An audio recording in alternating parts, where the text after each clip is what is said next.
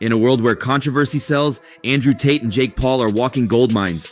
Tate, the polarizing kickboxer turned social media provocateur, has finally landed what he's been chasing, a fight with Jake Paul. Nobody is sitting down right for good reason. I do. Not only champions of the past, we have world champions of the present. The announcement came with all the boldness you'd expect from the 37-year-old who's been eyeing the influencer turned boxer for months. The showdown is officially set for next year, and while the exact date is under wraps, the internet has already started talking. Fucking weak. Don't worry about Conor McGregor fucking you up. Don't worry about Floyd Mayweather fucking you up. You only want to lose to them so you can say, well, I lost to Conor McGregor. Why don't you lose to an old man who's retired? I live in the real fucking world, Jake. There's a whole bunch of fighters out here who live in the real fucking world. Men who are dangerous and dedicated their lives to this sport and don't have a fucking fraction of the money you have. If he needs to be taught a lesson, I'll be the guy to teach him a lesson, Tate had said previously on his podcast. But let's not pretend this was ever about moral high ground. Tate isn't here to save boxing's integrity or bring down Paul for the sake of honor. He's here for one thing, a payday. And who can blame him? The numbers don't lie, and Jake Paul's rise in the boxing world is proof that the only thing fans love more than skill is spectacle. ASI's an idiot, Logan's an idiot. Jake is actually quite a nice guy. I met Jake and he's actually quite a nice guy. I wanted to jump back in there and teach him all a lesson. And there were some fights on the card, some big fights for me being organized in November. And I said to them, look, Paul has rewritten the rules of the fight game, turning bizarre matchups into blockbuster events. His 8-round bout with Mike Tyson, a spectacle that pitted the 27-year-old against a 58-year-old legend, was more circus than sport, yet it worked. The fight pulled in $18.1 million in ticket sales and was watched by a massive 65 million households worldwide. While the financial details remain hazy, Paul reportedly pocketed $40 million, while Tyson took home $20 million. Whether or not those figures are entirely accurate, one thing is clear: Paul knows how to make the world watch. You know what we should do, Jake?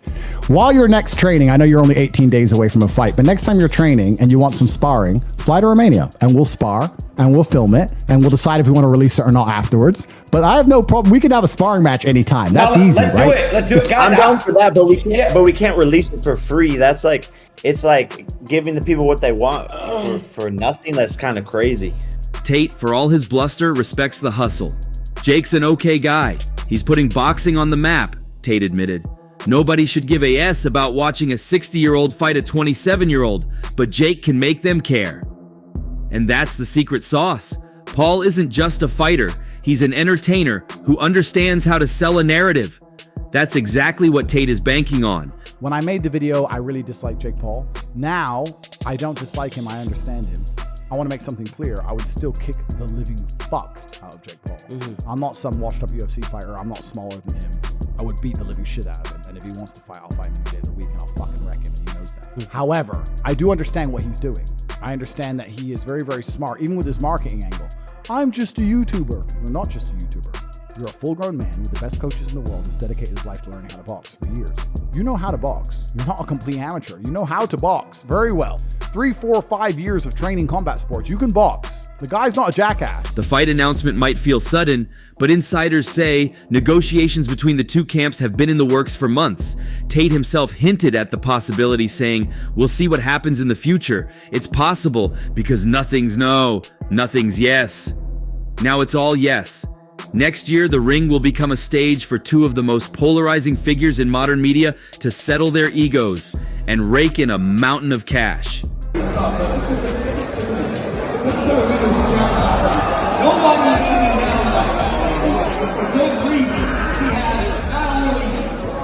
Even Jake Paul's business manager, Nakisa Badarian, has revealed that Andrew Tate has been relentless in pursuing a boxing match with the 27-year-old influencer turned boxer.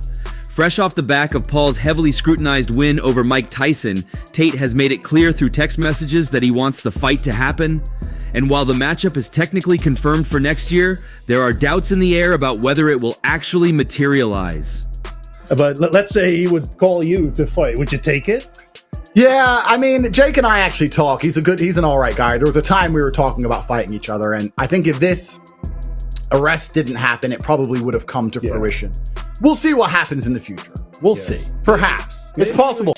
Love Andrew Tate, Badarian said during an appearance on the Ariel Helwani show. He's a good man in many ways in terms of his desire to give back to the world, and I don't know where his head is at in life in terms of what he wants to do. A cryptic statement, but one that reveals the uncertainty surrounding the situation. Even with contracts in place, Badarian seems unsure if Tate and Paul are on the same page about bringing this clash to fruition. When pressed further about the fight, Badarian shed more light on the ongoing dialogue. Andrew has messaged me these past few days, he admitted. We haven't had that discussion, to be honest with you. I'm not sure if that fight makes sense for Jake, given where his career is at right now in terms of boxing. And I'm not sure that fight transcends across that fight for the young male demo. That's a massive fight. I don't know. I mean, Andrew has messaged me over the past few days, and we haven't had that discussion, to be honest with you. And I'm not sure if that fight makes sense for Jake, given where his career is at right now in terms of boxing. And I'm not sure that fight transcends across different generations. Like that definitely for the young male demo, that's a massive fight, right? It's a curious take. The phrase massive fight doesn't come lightly in this context. Tate and Paul are both megastars in their own rights, drawing in massive, although big, fan bases. Their meeting in the ring would undoubtedly sell millions of pay-per-views and rake in ungodly amounts of money. Yet, Badarian's hesitation points to a more complicated situation behind the scenes. While Tate is eager, borderline obsessive even, Paul's team seems to be weighing whether the fight aligns with their long-term plans for Jake's career.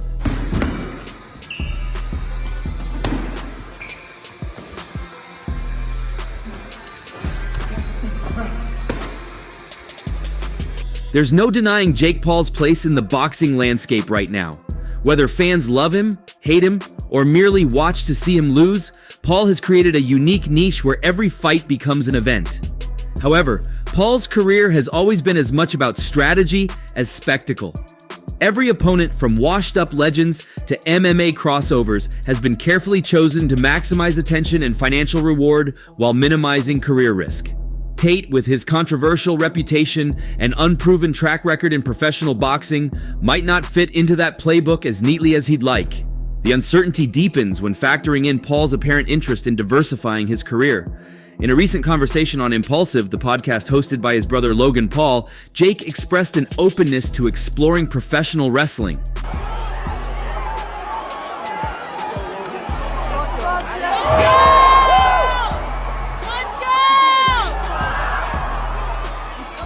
I would love to, Jake said when asked about a potential move to WWE.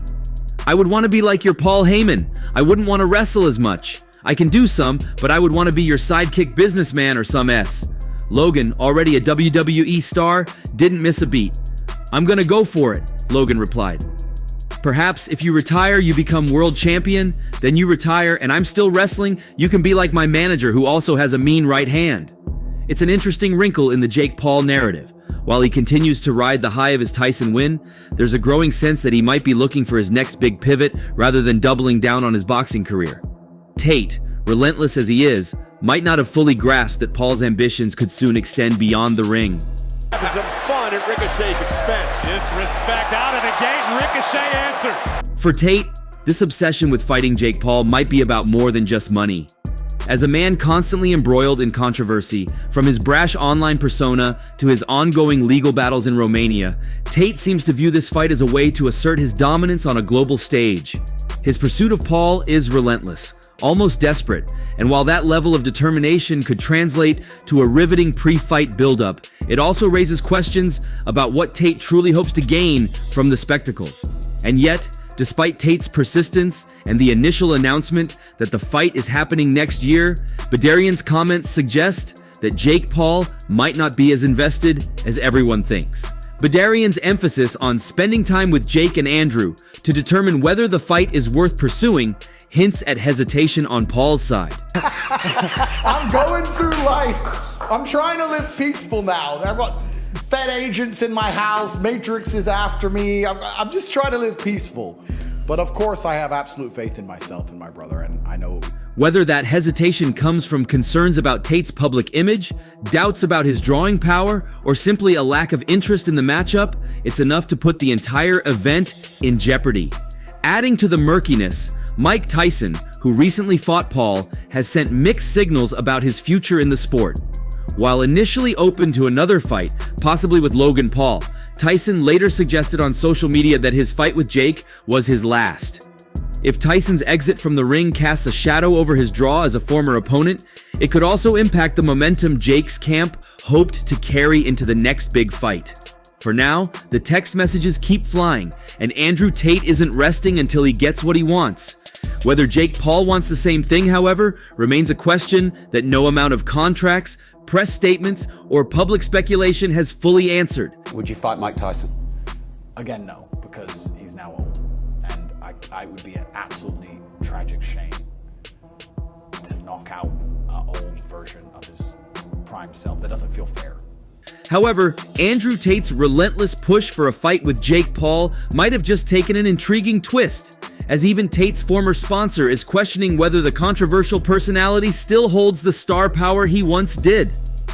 Daniel Knight, founder of Side Kickboxing, recently cast doubt on Tate's relevance in the modern fight game. "It's been a couple of years since all the media now," Knight said. "So I feel the hype behind him is a little bit gone now." Things first, I want to get very, very clear that Logan Paul is absolutely not really a tool of the Matrix. He's a bought and sold individual with no soul. He doesn't stand up for anything, and he doesn't mean anything he says. He gets pieces of paper from Susan or whoever else telling him what he's allowed to say on his channel to retain it. You believe that? 100%. Not only do I believe it, he's proved himself. He will flip-flop on any issue. He can be bought and sold. Yet, Tate's diminishing aura might not be the only obstacle in his path. Jake Paul has his eyes firmly on the biggest paydays in boxing, and Andrew Tate might not be at the top of that list. While their fight is technically slated for next year, rumors swirl that Jake might end up pulling off an unexpected move. The whispers of doubt are fueled by one simple reality. Jake Paul's reputation for theatrics and fixed fights might not sit well with Andrew Tate, whose relentless bravado centers around his claim of being a no-nonsense, unscripted fighter.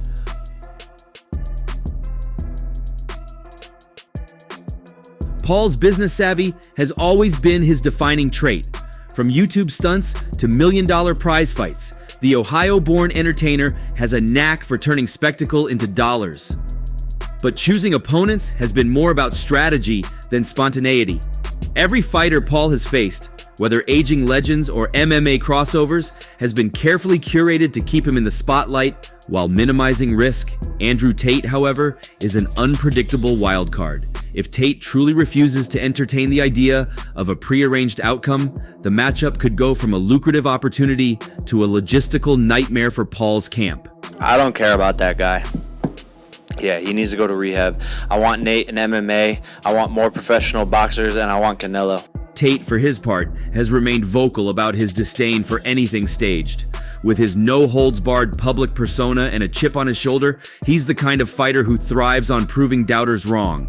If Jake Paul's team so much as hints at anything less than a legitimate fight, it's almost guaranteed that Tate will walk away, and loudly too. Tate's brand is built on defiance, and agreeing to anything scripted would risk dismantling the larger-than-life persona he's cultivated. Meanwhile, Jake Paul has options. Big ones. The path to cementing his legacy, or at least his earnings, doesn't begin and end with Andrew Tate. Several big alternatives loom large on the horizon, each promising its own brand of drama and dollar signs. I wasn't at all surprised by the result. I think Mike Tyson is a winner either way. Jake's asked for a fight with you. If Jake wants it with me, he can get it too. But I'm the world champion. Yeah. Give him a shot like that, you know. So you'll just knock him out. Conor McGregor, Tommy Fury, or even a shot at a world title could all outshine Tate in terms of spectacle and financial reward. McGregor, for instance, represents the ultimate showdown for Paul's prize-fighting ambitions. The Irishman may not have boxed since his TKO loss to Floyd Mayweather Jr. in 2017, but his name alone carries immense star power. Paul has been taunting McGregor for years, famously flaunting a $50 million offer in 2020. More recently, Paul upped the stakes by challenging McGregor to an MMA fight with no weight class. "Let's run it in MMA, no weight class, just like how it used to be done. But you won't," Paul tweeted. If McGregor takes the bait, it would easily eclipse any buzz a Tate fight could generate. Conor McGregor, let's run it, but you won't do it because you know what's going to happen. You saw what I did to Nate Diaz, who you went toe-to-toe with. So Conor McGregor, lay off the cocaine, get in the gym, and start winning fights, and then maybe we could have a conversation. But the list doesn't stop there. Tommy Fury, the only man to defeat Jake Paul in the ring, remains an enticing rematch option. Their February 2023 bout ended in a narrow split decision victory for Fury, leaving unfinished business between the two. Fury himself has called a rematch inevitable, and Paul, ever the opportunist, might view avenging his solo career loss as a critical step in solidifying his credibility. Negotiations for a Fury rematch have stalled in the past, with disputes over payment terms, but the allure of redemption could reignite talks. Then there's the wild card of a world championship fight. Paul has already received challenges from legitimate boxing champions, including IBF heavyweight title holder Daniel Dubois and light heavyweight kingpin Artur Beterbiev.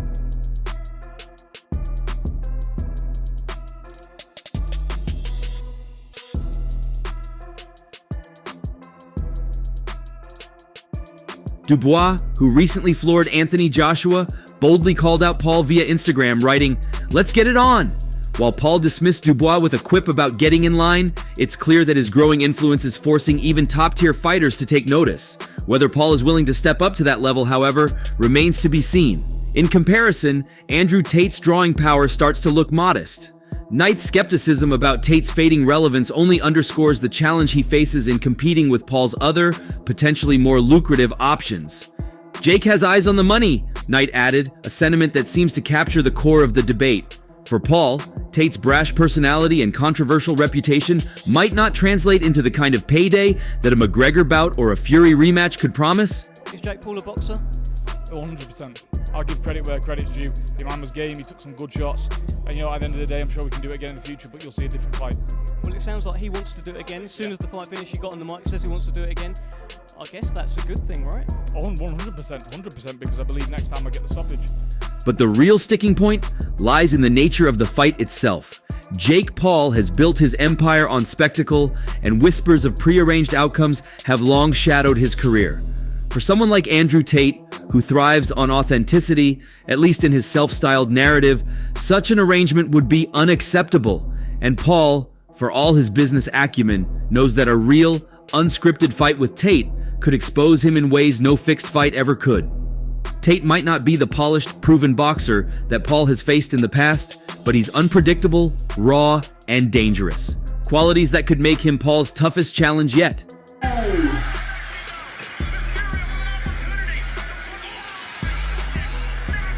Come on.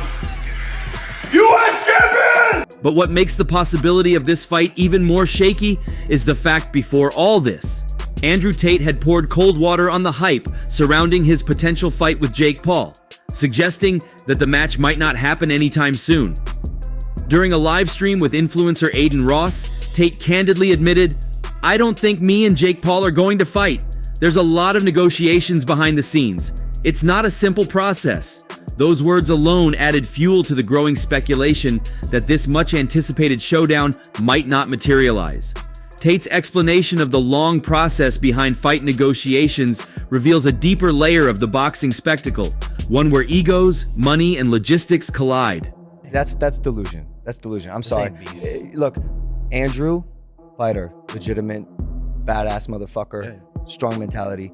Sorry, Tristan Tate is the weak link. I say let's run. He got a bad shoulder. He's shaped like a gingerbread man. I don't want no beef, but that's delusion. PFO will set this up. A MMA double tag team match. 10 million for everybody. You might have a fight on your hands.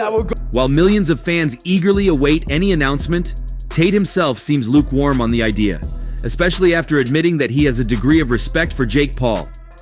"Between you and I actually quite like Jake," he told Ross during the chat. But true to form, Tate couldn't resist firing shots at Jake's older brother Logan, calling him full of shit. Ross tried to escalate the drama by offering to call Logan live during the stream, but Tate dismissed the idea outright, saying, "The day me and Logan speak, it's not going to be for some Twitch stream."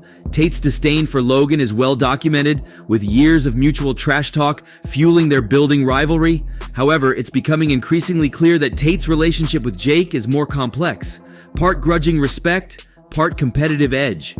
Jake Paul, on the other hand, has consistently taunted Tate, claiming that the former kickboxing champion is too afraid to step into the ring with him or Logan.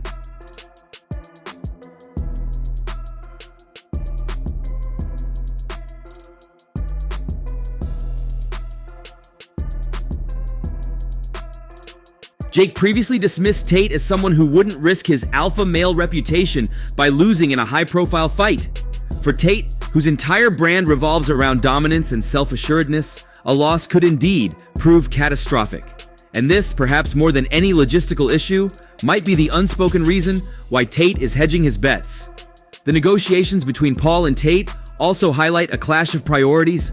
While Tate thrives on creating controversy and maintaining his top G persona, Paul operates in the world of entertainment boxing, a space where storylines often overshadow the sport itself. If Tate genuinely refuses to participate in a scripted spectacle, it could throw a wrench into the entire deal. What more do you want? I'm funny, I'm handsome, I say nigger, I blame the Jews, I am the perfect fucking streamer. What fucking more do you want? Jake, for all his bravado, has built his career on carefully crafted narratives, and the unpredictability of a real fight with Tate might not fit into that mold. At the same time, there's an undeniable allure to the matchup. Andrew Tate's polarizing persona, combined with Jake Paul's knack for promotion, could create one of the most talked about fights in recent memory. Yet Tate's recent comments to Ross suggest he's not entirely convinced it's worth the effort. After all, his rise to fame in 2022 was fueled by viral clips and controversial statements, not by stepping into the ring. For someone who's already mastered the art of staying relevant without fighting, a drawn-out negotiation process might feel like more trouble than it's worth.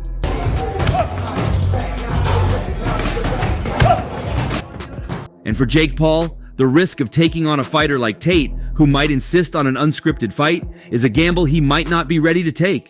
Paul has built his boxing career on spectacle and outcomes that often favor him. A true, unpredictable fight with Tate could shatter that carefully constructed image, especially if the former kickboxer manages to pull off an upset. Ultimately, the fight's uncertain future boils down to two contrasting styles and motivations. Tate might relish the opportunity to prove himself against Jake, but not at the cost of compromising his principles. Meanwhile, Jake Paul seems to be angling for bigger, more lucrative challenges that align with his vision of building an entertainment empire. Fight KSI. Do you think Tommy would rematch you before you beat someone else, or would he just give you that rematch? We've DM'd back and forth, let's do the rematch in 2024. Whether this fight actually happens remains to be seen, but for now, both fighters seem content to keep the world guessing. But do you see this fight as another cash grab? Share your thoughts below and don't forget to like and subscribe for more.